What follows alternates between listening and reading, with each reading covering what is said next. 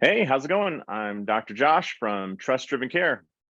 And I'm Dr. Rebecca with Better Doctor Project. Rebecca, it's so great to see you. I was hoping we could have a little conversation about patient conversations. I And love that. yeah, see what I did there? Anyways, I know that we always talk about communication and whatnot, but where it really kind of comes to a head is that initial visit, right? That's when that patient's going to decide whether they trust you and they're going to go all in with you, or if they're going to kind of hold things back. And maybe the issue there is you don't get an accurate history if they're holding back facts, right? Well, and first impressions are really important. We do this on a regular basis when we're grocery shopping. We do it when we go on a first date Yeah, or when we're meeting a friend for the first time. And it's really no right. different in the doctor's office. Yeah, actually more important, right? The stakes are much higher oftentimes. So it's important. Great. Uh, well, let's picture that person has come in your office. You've done everything that you can to get them in. Maybe they came from referral. Your front desk has already handled them. They're checked in, and we sit down with the initial patient history or patient interview or whatever you want to call that initial conversation. You were showing me some research that's kind of interesting about some, what would you call it, habits or trends of doctors here in the US regarding that first visit?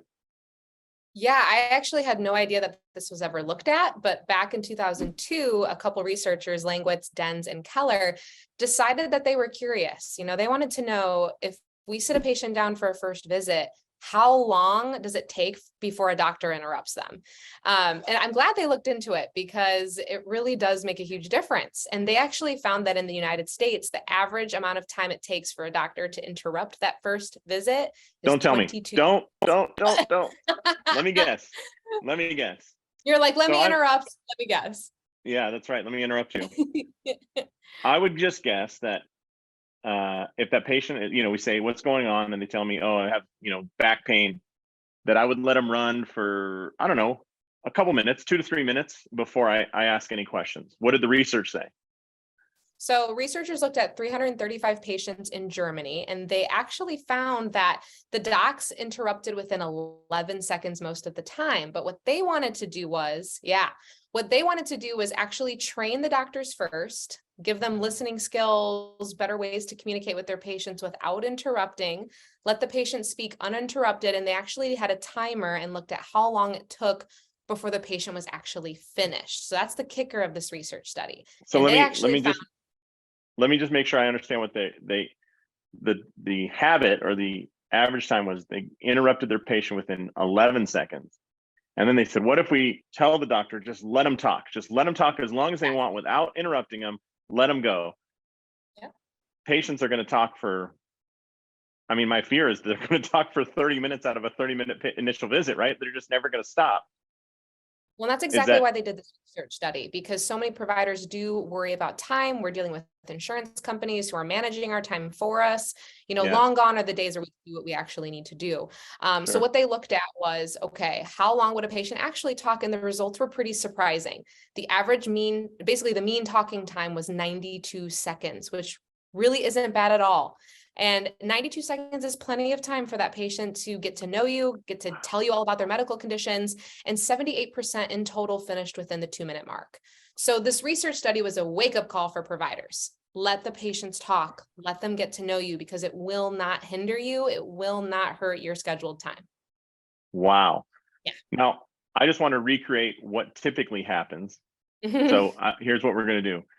You're going to be the patient. I'll be the doctor. And let's just say that you come in with low back pain. All right. And I'm going to set a timer.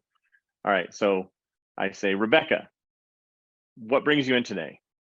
I'm here for my low back, and I just really think it's been bugging me for like 5 years, and it's been going down my right leg now more recently, which is why I really wanted to be here and why I'm in When your you say it office. goes down your right leg, let me ask, is that tingling, burning, right? As soon as I do that, I've cut it off.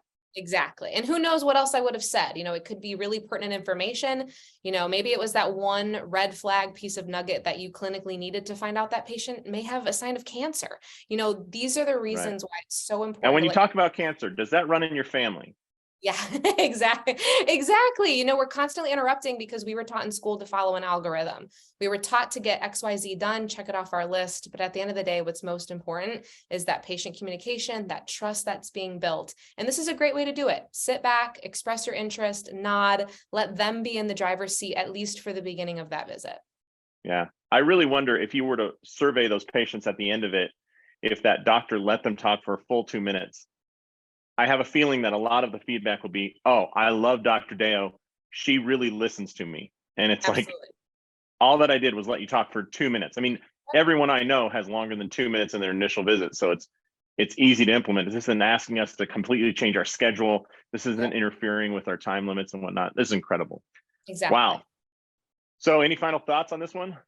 Honestly, it all boils down again that communication just really matters more than anything. Communication matters. And if you're interested in communicating with your patients better, then you can check out trustdrivencare.com. And we have a bunch of communication tools and training there to show you how to do this.